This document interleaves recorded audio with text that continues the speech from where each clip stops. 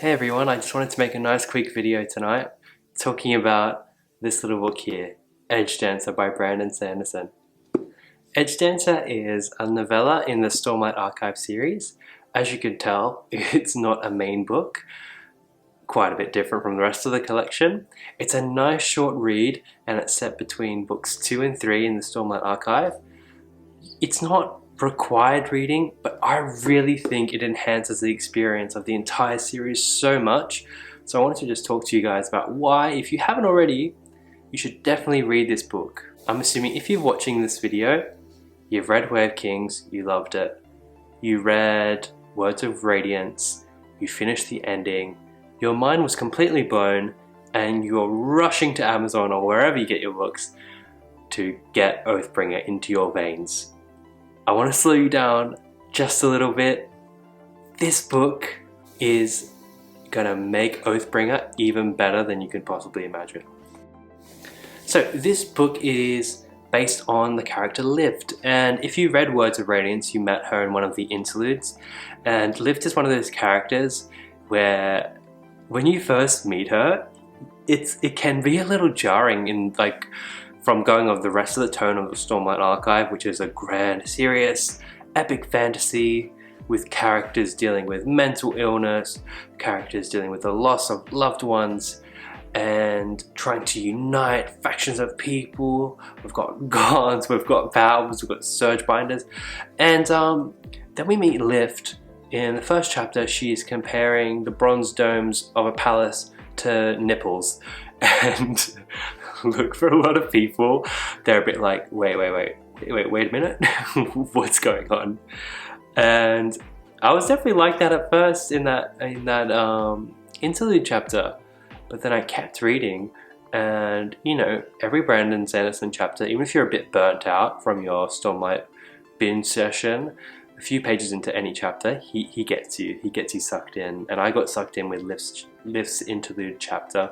This book carries on from that interlude. Actually, the first 60 pages or so are that interlude chapter, and it continues right off from there.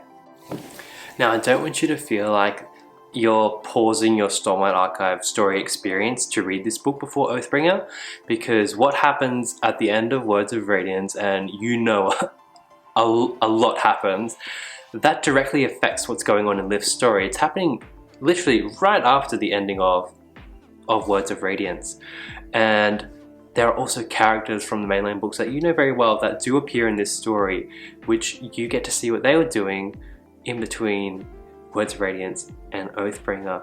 You see them, you'll know them straight away when they pop up in Oathbringer, but knowing a lot of these in-between puzzle pieces enhances the experience so damn much. It really does.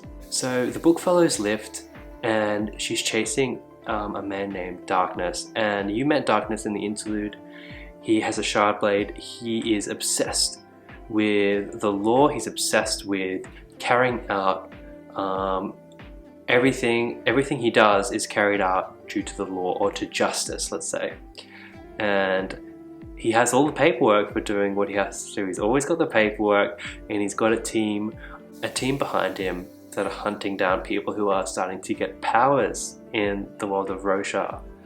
And Lift has some powers, so he's after Lift. Lift is an Edgedancer, and the first thing you should know about Lift is her abilities, right?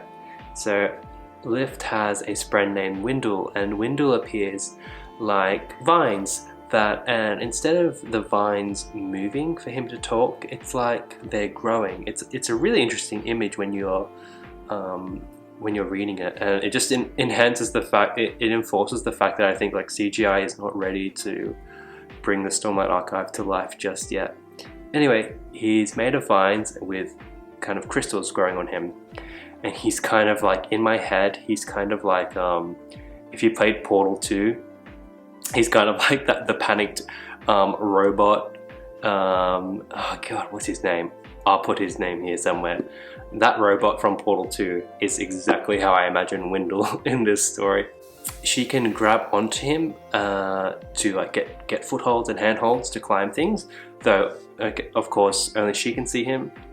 But her main ability is to make herself slippery, which she refers to as awesomeness, which I think is pretty damn awesome as well.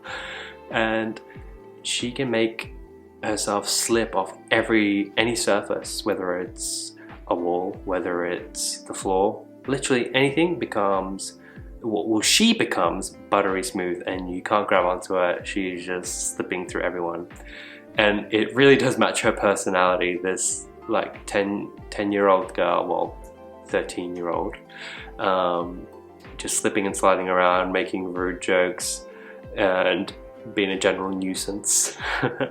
Because she's still getting used to her powers, she's like on her knees and kind of like flinging herself like this, so the image is just great, and she's just slipping past all these baddies, and it's just a lot of chaotic fun. And her Spren Windle is just panicking because she is just on one level of like what's going on in the world, and he knows so much more, but she's just like, she's got a very narrow view of what's going on and very simplified.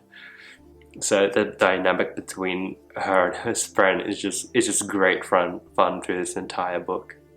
We know that all the people with abilities in the Stormlight Archive tend to be powered by Stormlight. They inhale Stormlight from gems to get their power, just like Kaladin and Shallan. The difference with Lift, especially, you know this if you've read Words of Radiance, she gets it from eating food, which just adds to the memeability of Lift. So she's obsessed with food, and she gets incredibly hungry after she uses her powers all the time. So a lot of the book is stealing food to regain her powers. It's good fun. It's good like innocent pranks kind of vibes. So she ends up in the city of Yedao. I'm just going to go ahead and try and pronounce that. Yedao, and this city is a very unique design.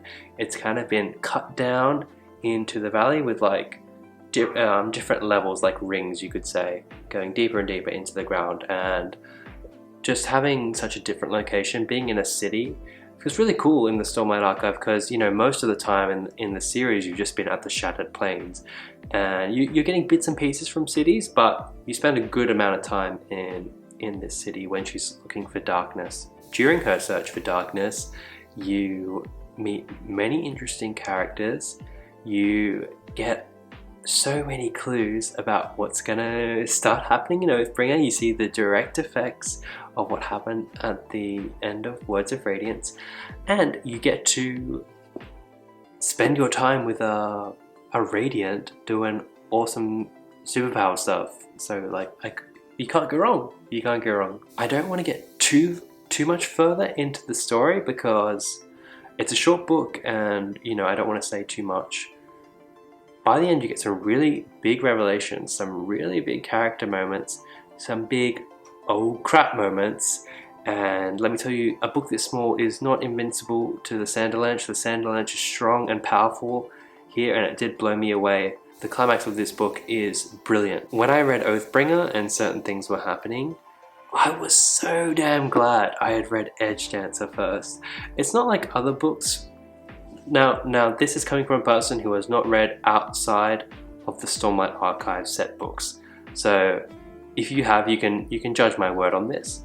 But it's not like those books where it seems like the world-hopping characters have a decent influence, of course, and it is important, and it will enhance your experience. I'm sure of that.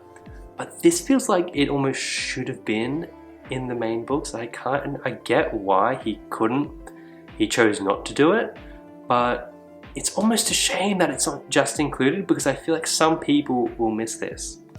So those are just some quick thoughts on Edgedancer. I really hope you guys take the opportunity to get stuck into this book. And even if you're up to date on Stormlight Archive and you somehow missed this, really go back, because Lift's story here was really interesting, and I believe I've heard we're actually going to get even more of her backstory further on in the series. And look, it's teased heavily. The that there's a lot more to her backstory than we kind of expect. I'm getting sort of like Shallan repressed memories kind of vibes, but you know, we'll get into that when we get up to it.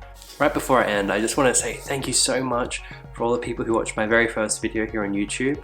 I was really astounded to see how many views I actually did get. Thank you to the guys from Reddit that took the time to check my post out. I know when there's like a long video posted to Reddit, it's like hard to commit to actually checking it out, so I really do appreciate that. And those people who took the time to subscribe, like wow, I did one video and you chose to stay and stick around and see what happens with this, so thank you so much. It was so encouraging to hear all your comments and all your suggestions. I'm in the middle of Warbreaker. Mistborn Trilogy arrived in the mail today, so lots to get reading on, lots to talk about. Drop a comment, let me know what you thought, and I'm always happy to talk about more Stormlight. I'll see you guys in the next one.